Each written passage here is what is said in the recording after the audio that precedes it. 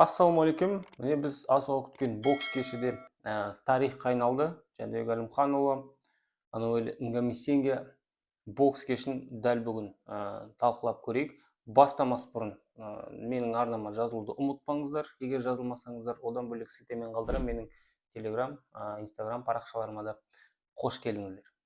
Ал дәл осы жалпы картты талқыламас бұрын мен бұл турнирді біріншіден бастап 10-шы жекпе-жекке дейін жүргізген комментатор ретінде ең алдымен өз көрген білгенді алған әсерін жайлы айтатын болсам, жалпы шынымен де бұл қазақ бокс тарихындағы өте бір ең ауқымды шара деген анықтамаға лайықты болып шықты. Түбі өте ауқымды шара, екі бірдей титул сарапқа салынды.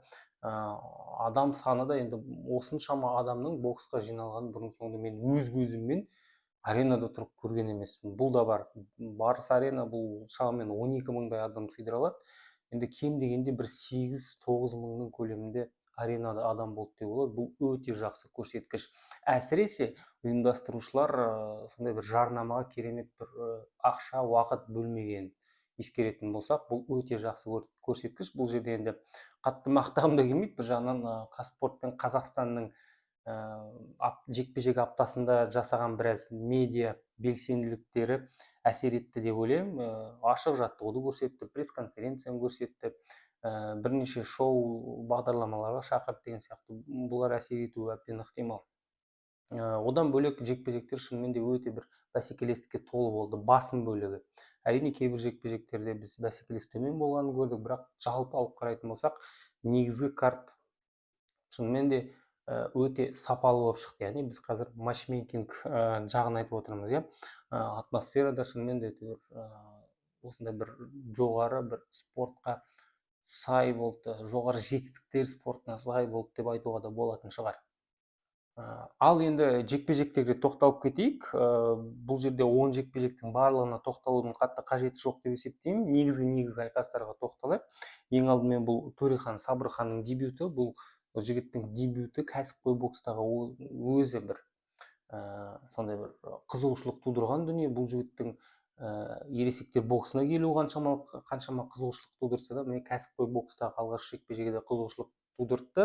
Түсініп отырмыз, бұл жігіт кем дегенде әлі бір олимпиадалық цикл ұлттық құрамада болады. Олимпиада ойындарына жету, дәл сол олимпиада ойындарына қатысуды мақсат етеді. Сондықтан алдағы уақытта сондай бір қатты бір белсенді кәсіпқой бокста өнер көрсетпейтін шығар, бірақ шынымен де бұл жігіттің стилі және ең бастысы өзін өзі ұстау манері қазірдің өзінде де бір медиа келбет дүниені 19 жастағы міне бозбала, 19 жастағы кешегі бозбала, медиа келбет, жалпы медиада өз-өзін қалай ұстау деген сияқты дүниелерді өзінен үлкен ағаларынан жақсы білетін сияқты. Жекпе-жек барысындағы кейбір іс-әрекеттерін кейбір жанкүйерлер жазып, ойбай, мынау құрмет қайда деген сияқты өз қарсыласына мәселе. Бұл жерде құрмет емес, бұл осындай қимылдар арқылы хайлайтстарға ену, көрерменнің есінде қалу, және бұны да айтып отыру, бұл көрерменнің назарын жақсы көретін адам. Көрдіңіздер ме? Көрерменнің қошеметін жақсы көретін адам. Кішкене эго бар іште, эгоизм, онда тұрған ештеңе жоқ. Бұл жаман эгоизм емес. Бұл эгоизмнен содан кейін бір медиа келбет қалыптасады. Әлі де өсетін, тәжірибе жинақтайтын бала, сондықтан харизмасы бар, бойында шынымен де көзінен бір от жалындап тұрған көрініп тұр. Бірақ олимпиадаға дейін әлі қатты кәсіпқой боксқа ден қоя қоймас, бірақ бұл жігіттің шынымен де кәсіпқой бокста болашағы бар. Ал егер олимпиада ойындарына қатысып, кем дегенде олимпиаданың жүлдегері болса, бұндай жігіттердің кәсіпқой боксқа кішкене басқаша кіретінін ұмытпаңыздар. Кәсіпқой бокста әлі күнге дейін олимпиада жүлдегерлерін, олимпиада чемпиондарын өте жақсы бағалайды. Сондықтан бұл жерде әрине уақыт жеткілікті. Кем дегенде Лос-Анджелестегі олимпиада ойындарын көздеп көруге болады. Сондықтан бұл жерде әзірше біз алдағы 3 жыл кем дегенде Сабырханнан кәсіпқой бокста керемет ештеңе күтпейміз. Бірақ бір қызықты факт ретінде белгілеп қояйық, Қазақстанда осындай бір тарихи ауқымды жекпе-жек кешінде, бокс кешінде өзінің алғашқы жекпе-жегін өткізді, және біз сіздермен дәл осы жекпе-жекке куәгер болдық. Келесі болып бізде кімді айтуға болады? Балауса Мұздуманның жекпе-жегі. Шынымды айтайын, бұл жекпе-жекті қарап отырған кезде әу бастағы қарсыласы Розалинда Родригестің келмегені дұрыс болған шығар деп ойладым. Өйткені мына Пенили Тереза Мариямен біз таныстырған болатынбыз, мен таныстырған болатын бұған дейін. Жалпы қандай боксшы екен, бұл 50 келі, 53 келі емес, 50 келіде жұдырықтасқан боксшы. Филиппинден шықпаған, әуесқой бокста тәжірибесі өте аз. Сол өзінің аймағында өзіне ыңғайлы боксшылармен ғана жұдырықтасқан. Рекорд әдемі, бірақ рекордтың ар жағында дым жоқ екенін өздеріңіз түсініп отырған боларсыздар. Дәл осындай боксшыға қарсы жұдырықтасқан мұздуманды қалай жұдырықтасқанын ескеретін болсақ, Родригеске әлі ертерек. Одан ұтылады, ойбай керек жоқ деп тұрған жоқ. Ертерек. Пенилимен төбелескен жақсы ол. Енді дәл осындай Пенили сияқты боксшымен былай жұдырықтаса 14-0 деген кәдімгі бокста тәжірибесі мол Розалинда Родригеске қарсы өте қиын болар. Әсіресе мұздуман көрдіңіздер ме, бұған дейін осындай ұзақ жекпе-жектер өткізбеген. Бұл жекпе-жек толық 8 раундқа жалғасты және функционалдық даярлықта сыр бере бастағанын көрдік. Ал әйелдер арасында титулды айқас 10 раундқа дейін жалғасады. 2 минуттан екен, естеріңізге салып отырайын, формат сондай. 2 минут раундтар 4, 6, 8 және 10, әйелдер арасында 12 раундтық жекпе-жектер жоқ. Міне дәл осы 8-10 раундтық жекпе-жектерде әлі тәжірибе қажет екенін осы жерден аңғардық. Шынымен де әлем титулына таласам дейді. Ондай мүмкіншілік болып жатса әрине жіберуге болмайды, бірақ кешегі жекпе-жегінен біз бірден аңғардық. Ұзақ жекпе-жектерде тәжірибе жинақтау керек және оппозицияны да біртіндеп көтеру керек. Өйткені Пенили мына Филиппинден келген боксшы сондай бір керемет топ деңгейдегі қарсылас болмай тұрып, өзі 8 раунд тәп-тәуір жүріп берді. Ол да бар. Келесі болып жұдырықтасқан Махмуд Сабырхан. Сабырхандар әу баста айтқан екен, бізге тек қана мықты қарсылас беріңдер деп. Енді шама келгенше тапқандары осы болып шықты. Негізінен әу баста Сабырханның қарсыласы біз өткенде айттық, Филиппин боксшысы болды. Одан кейін 2-0 деген рекорды бар оңтүстік америкалық бір боксшыны тапқан болатын. Бірақ түбі Вьетнамнан бір боксшы келді. 19 жасар боксшы, тәжірибесі аз. Кәсіпқой бокста 3 жекпе-жегі бар, 2-ін ұтқан, 1-ін ұтылған. Тәжірибесі аз деп айттық, және сол тәжірибенің аздығын өзінің бір мінезімен толтырды деуге болатын шығар. Дәл сол орында, өйткені жекпе-жек басталмай жатып ақ барлығы бірден аңғарды. Бұл жерде класс деңгей тым үлкен, және Сабырханның өзі де байқасаңыз, естеріңізде болса, бірінші раундта, егер қазір жекпе-жекті көрген адамдар мені тыңдап отырса, көрмеген адамдар болса былай дейік, онда бүйірден жақсы соққы тиді бірінші раундта, нокдаун болды, және бұл соққы жай ғана тиіп қойған жоқ, қабырғасын сындырып жүргендей болып көрінді.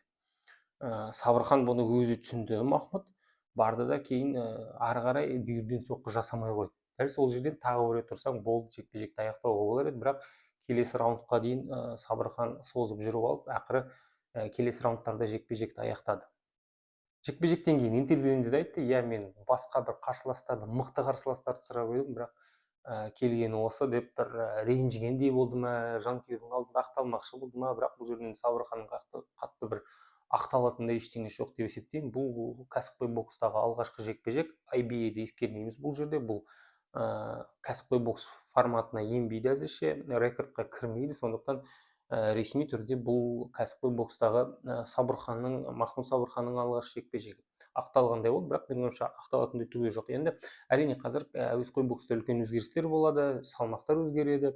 World Boxing'ның салмақтарына барлығы бейімделе бастайды. Ол салмақтардың қайсы олимпиадаға ілігеді, ол да түсініксіз, соның барлығын күтеміз. Енді бұл жігіттің де біздің біліп отырғанымыз әрине күтетіні, көздейтіні бұл олимпиада ойындары. Бірақ олимпиада ойындарынан екі бірдей Сабырхан, Төрехан мен Махмуд ауысып жатса, кәсіпқой бокс, бұл да өте қызық жағдай. Жалпы жекпе-жек түрлерінде ағайындылар бірдей шығып жатса, бұл әрдайым өте бір сондай қызығушылық тудырады. Бокс әлемінде Кличколар бар деген сияқты, Норрис ағайындылар болған кезінде, тағы қандай ағайындылар бар, аралас жекпе-жекте бар, Емельяненколар бар деген сияқты, Ник және Нейт Диас. Сондықтан бұлар да дәл осындай атақты атлеттердің қатарына, ағайынды атлеттердің қатарына ену мүмкін, ол үшін барлығы бар. Бірақ әзірше бұлардан сондай бір керемет нәтиже күтудің қажеті жоқ. Әзірше бұл жігіттердің мақсаты әуесқой бокс қалай дегенмен. Соны жадымызда ұстап отырайық. Келесі жекпе-жек Батыр Жүкембаев 63 келі салмақ дәрежесінде. Шыны керек, Батыр Жүкембаев негізі дәл қазіргі боксшыларды алатын болса, Қазақстандағы ең үздік кәсіпқой боксшылардың бірі. Сөз жоқ. Оппозициясы да тәп-тәуір соңғы жекпе-жектерде, толықтай әуесқой стильден кәсіпқой боксқа бейімделген, әбден кәдімгідей кәсіпқой боксшы болып қалыптасқан адам. Бірақ өкінішке қарай бұл жігіттің мен үшін перспективасы түсініксіз. Ары қарай не болады, өйткені жас 34-ке де келіп қалды. Рейтингтерде бар, бірақ промоутер, менеджмент қаншалықты ықпалды. Бұл салмақ негізі таланттарға қайнап жатыр, титулдарға таласа алады ма жоқ па деген ой келеді. Өйткені өзінің бұл өміріндегі басты мүмкіншілігі кәсіпқой боксшы ретінде бұл Субриэль Матесқа қарсы жекпе-жек. Өкінішке қарай 8-ші раундта бұл жекпе-жек техникалық нокауттан ұтылып қалған болатын. Содан кейін міне осымен 6-шы жеңісі. Дәл осы Кейн Гарднерге кеше Барыс аренадағы жекпе-жекке келетін болсақ, Кейн Гарднердің бұл айқасқа қандай жоспармен шыққанын түсінген жоқпын. Толықтай 10 раунд бойы блоктың ар жағында жүрген адам болды. Анда-санда қорғанып қойды, бірақ шынымен де мен ұтам, мен басымдылыққа ие болам деген бір ниет қимыл болған жоқ бұл жігіттің. Жалпы жекпе-жек мәнерінен соған таңғалып қалдым. Толықтай 10 раундтық айқас көрдік бұл жекпе-жекте. Енді Батыр Жүкембаев негізі IBF-тің бір құрлықтық титулына ел кеткен адам, жалпы негізі тәжірибе жағынан да әлем чемпионы атағын сарапқа салуға дайын. Енді қай жағдайда Батыр Жүкембаев әлем чемпионы үшін таласуы мүмкін? Менің ойымша өзіне бір қолайсыз жағдайда ғана, өйткені бір чемпионға бір қарсылас таба алмай жатса, ол кезде Жүкембаев ыңғайлы болып қалса, Жүкембаевтың дайындығы аз болып қалса, нашар болып қалатын тұстары болса, сол кезде шұғыл арада біреудің орнына шығып кету керек болса, сол кезде титулға таласып кету әбден ықтимал. Ал жалпы тұрақты түрде бүйтіп кәдімгідей титулға алып барады дегенге сену қиын енді, шыны керек. Мен қателессем сөзсіз қуанар едім, бірақ шынымен де болашақ кәсіпқой бокста сәл күмәнді көрінеді. Әзірше дәл осы боксшыға қатысты ойым осындай. Батыр Жүкембаевтан кейін Бахадүр Жалолов рингке шықты. Бахадүр Жалоловтың бүгінгі жекпе-жегінен кейін бұған дейін сәл сондай ойда болып едім, бірақ іштей ұстап жүрдім, бәлкім мен қателесетін шығармын деп, бірақ қазір айтып көрейін дәл осы ойымды. Бахадүр Жалолов мен үшін бұл таза әуесқой боксшы. Бұның стилі, жекпе-жек мәнері және техникасы да, ең алдымен техникасы да бұл әуесқой бокс. Өйткені өзі солақай, бойшаң, бойы салмағы 114-115 келінің маңайында. Алдыңғы қол түртіп, бұны тіпті джеб деуге де келмейді. Кейде соғызып алады да құлаштай ұрады, көбінесе бастан ұрады. Болды. Шынымен бір жақында аяқта бір керемет бір қимылдарды көрмейміз. Дәл солай атлетизмнің арқасында өзінен тәжірибесі аз әуесқойларды ұтып үйреніп қалған, дағдыланып қалған әбден боксшы, және әуесқой бокста отырып қалған боксшы.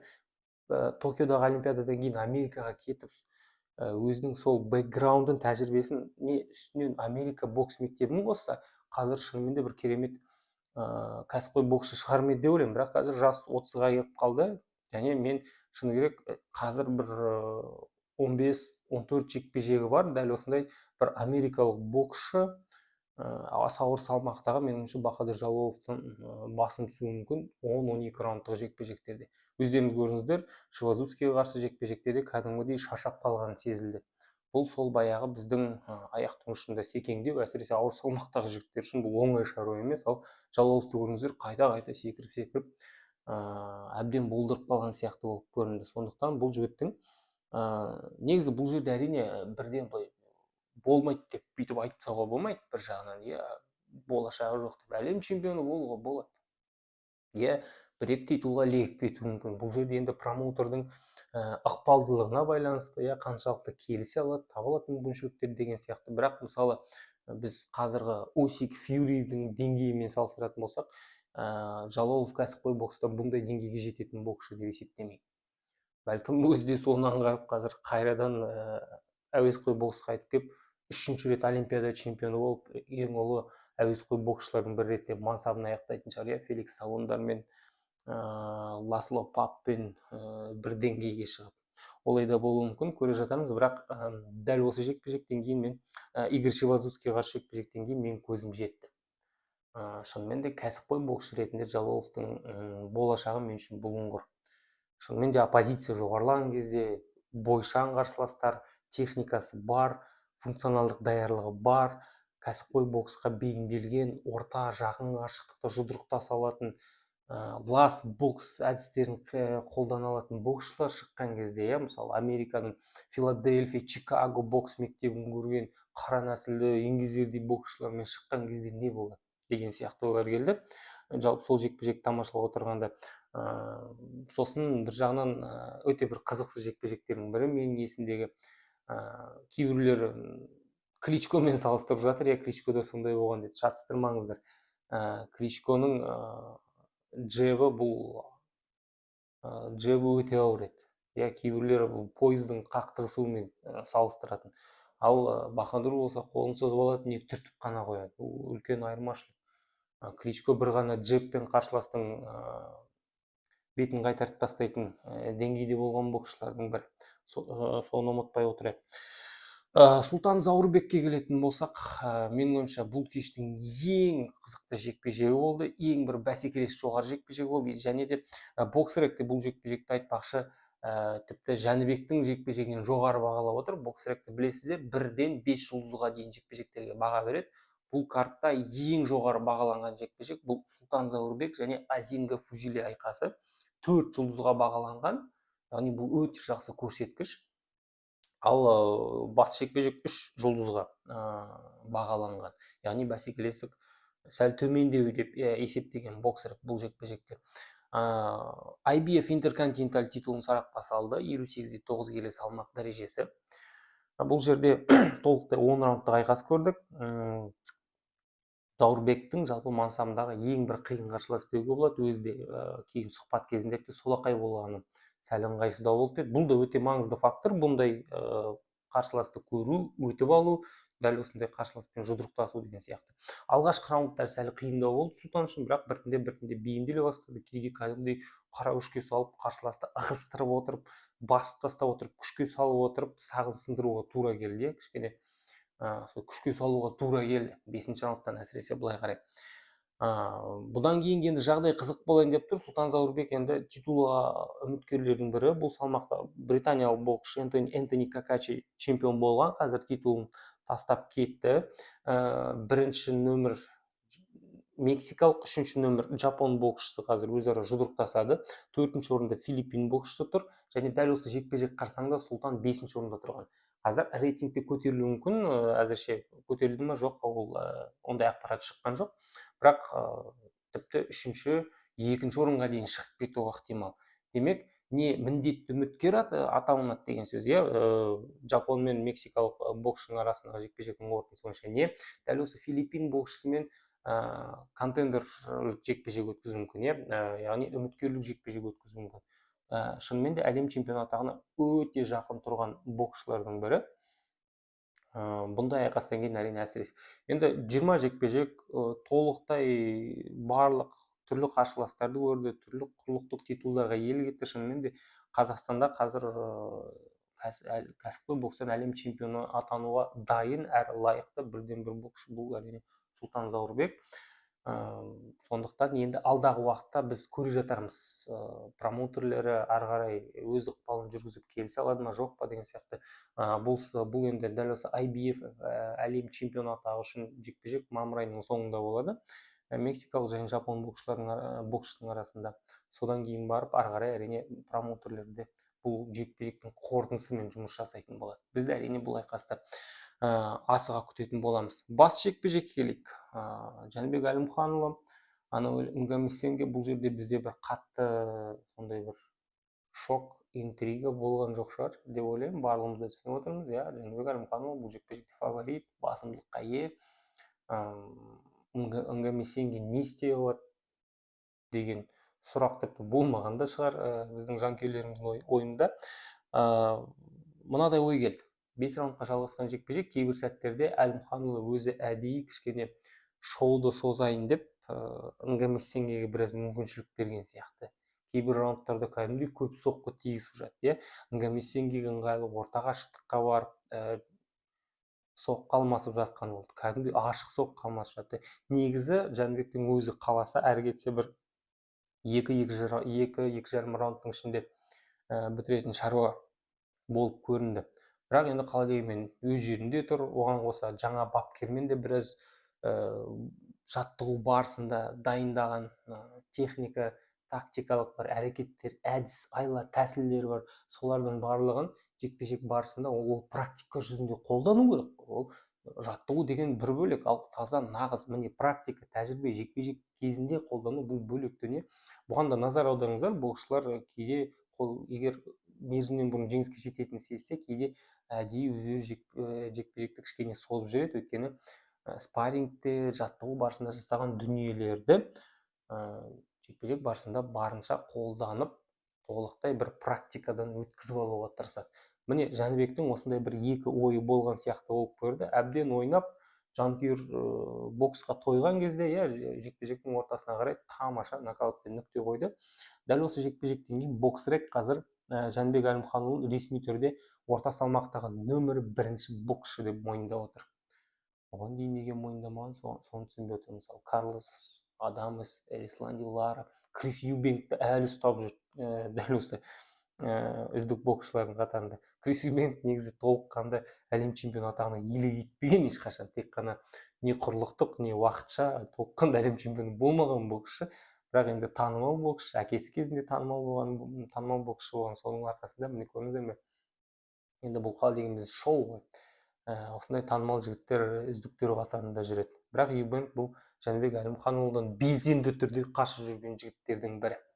2 бірдей титулы бар жігіт келді төбелесейік мә саған мүмкіншілік дегеннің өзінде қашып жүрген боксшылардың бірі. Алда уақытта енді Әлімханұлы әрине үлкен жекпе-жектерге шығудың амалы іздейді. Солардың бірі дәл осы Юбенк, бәлкім Кроуфорд мына төмен салмақта, бірақ өзі қайта-қайта Альварес деп жатыр. Ол да дұрыс, оны да түсініп отырмыз.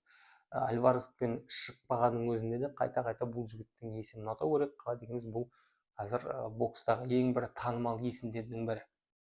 Бұл жекпе-жектен кейін әрине қазір 1-2 айдай тыныштық орнайды. Одан кейін ары қарай не болатынын көре жатармыз. Мейірім Нұрсұлтанов бұл салмақта қазір Карлос Адамеспен жекпе-жек өткізеді ме, өткізбейді ме, 1 айдан кейін белгілі болады. Шамамен сол алдағы 2 айдың ішінде Жәнібектің келесі жекпе-жегі жайлы да ақпарат шығып қалуы ықтимал.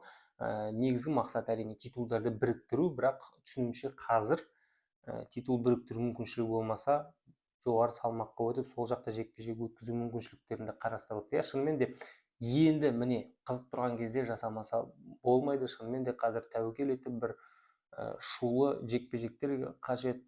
Шынымен де танымал боксшыларға қарсы тым болмағанда 1-2 жекпе-жек қажет. Енді бір супер жұлдыз статусына алдағы 1,5 жыл, 2 жылдың көлемінде Жәнібек шыға алмаса, міне осымен бір деңгейде қалып қою әбден ықтимал. Осымен біз қорытындылап көрейік. Дәл осы бокс кешін жоғарыда айттық, ауқымды бокс кеші. Бұл бокс кешінің жалпы тарихи бір маңыздылығы бар біз үшін. Біздің елге шынымен де әлемдік деңгейдегі бокс келді, ESPN көрсетті деген сияқты. Шынымен де әлем чемпионы атағын сарапқа салды. Оған қоса Сұлтан Заурбек те тәп-тәуір жекпе-жек өткізіп, дәл осы айқастың арқасында әлем чемпионы атанып кетуі де ықтимал. Жалпы қандай маңыздылығы бар тағы? Іште жүрген, мысалы, индустрия, спорт журналистика, мысалы, камера, продакшнмен жұмыс істейтін адамдар үшін, билет сататын адамдар үшін, барлық дәл осы спорт индустриясында жүрген адамдар үшін әлемдік бокс қалай жасалынатын, әлемдік деңгейдегі бокс қалай жасалынатын шет жағасын көрсетіп кетті. Қазір біз осы, мен де өз көзіммен көп нәрселерді көрдім. Біз ол ақпаратты алып, қазір іс жүзінде, практика жүзінде іште қолдана бастаймыз. Енді мәселе қандай? Дәл осындай іс-шаралар бір мемлекеттің туризм саясатындағы бір бөлігіне, бағытына айналу керек деп есептеймін. Сол Заурбек болсын, келесі не Мейірім Нұрсұлтанов сияқты жігіттердің жекпе-жектерін барынша Қазақстанда өткізуге барын салу керек. Оған қоса жылына 2-3 рет, 4 рет осындай бокс кештерін жасап отырсақ, 3 айда 1 рет, тым болмаған жарайды жылына 2 рет дейік, тым болмағанда, иә, бұл ең алдымен туризм, әрине, бұл әрине мемлекетті жалпы жақсы бір қырынан көрсете білу, спорт вошинг деген жақсы түсінік бар, иә. Және де бұл үлкен бір саланың, толықтай үлкен саланың дамуы, және де біздің әуесқой бокста қазір жолын таба алмай жүрген боксшыларға жақсы бір трамплин, мүмкіншілік беру. Сондықтан бұл кеше ғана өткен бокс кешінің негізгі эффектісі болуы мүмкін, егер бұл бір реттік шара болмаса. Бір реттік шара болмаса, иә, біз тіркедік, иә, тарихи тамаша турнир, тамаша жекпе-жек, жақсы болды, бірақ ары қарай бұдан біз ештеңе шығара алмасақ, менің ойымша бұл өкінішті болады, кем дегенде, иә.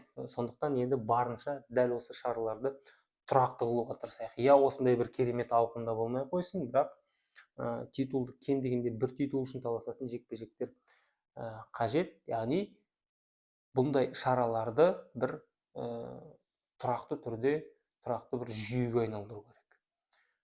Сонда біз алдағы бір 4-5 жылдың ішінде жалпы индустрия үшін, бокс үшін, туризм үшін бұның жақсы бір эффектісін көреміз деген ойдамын. Менің осы бокс кешіне қатысты бар ойым осы. Сіздер де комментарийге қош келдіңіздер. Комментарийде өз ойларыңызды жаза отырыңыздар. Қандай әсер алдыңыздар, қандай жекпе-жектер ұнады, кімді атап кетер едіңіздер, не байқадыңыздар. Енді жалпы бокс кешіне қатысты өз ойларыңызды жасырмай жазудан ұялмаңыздар. Болды, рахмет.